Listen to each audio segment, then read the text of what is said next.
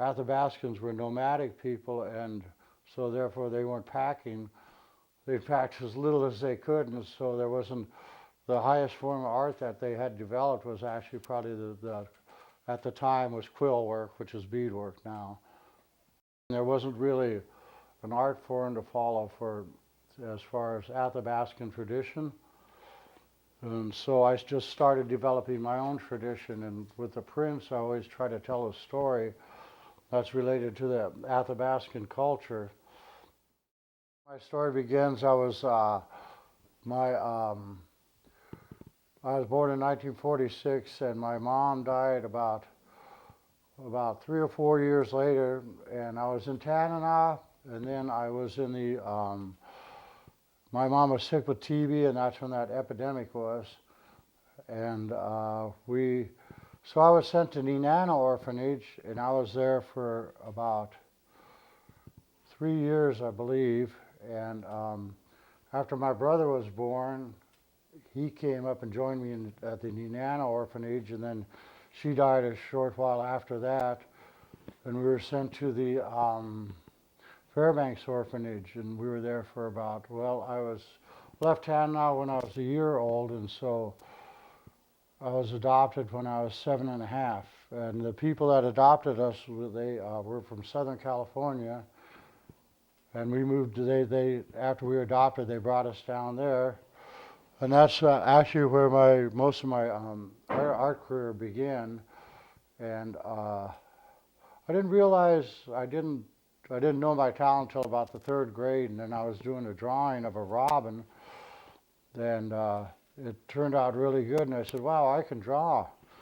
So from then on, I wanted to do my artwork, and so then all the way through elementary school, like I was a class artist, and this old man, a friend of my folks, he had gone to art school, and he gave me a bunch of books on drawing and stuff, and that's when I started drawing and stopped. And then I started doing drawings like this, and what happened is I just started copying everything in that book, And so in that room where I was raised, I had the whole wall, all the way around the whole room, just filled with drawings that I did from these books.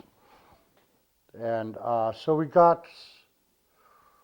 when I got towards high school, that's when, like the 6th grade, that's when Big Daddy Roth came out and was painting all those Rat Fink t-shirts and stuff like that.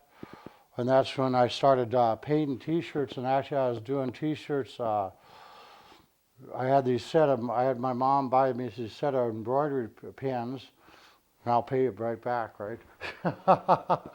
And so she bought me the set of embroidery pens, and I was actually drawing t-shirts on t-shirt designs on people's backs right at school for 50 cents. And in those days, I was a pretty rich kid, and so we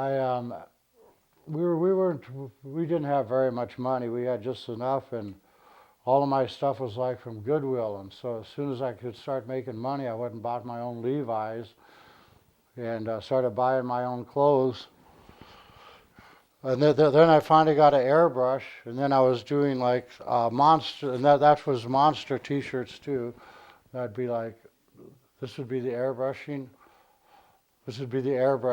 And of course, then again, I told my mom to loan me the money for the airbrush, and I'd pay her right back.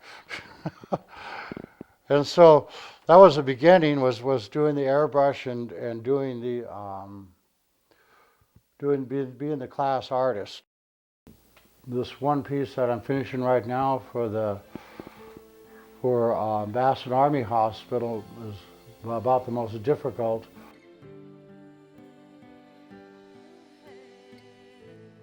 This is a styrofoam. The actual size that the piece out on Fort Wainwright is, part of it's done already, the base and the flag. And this will be the figures that are going to be underneath the flag.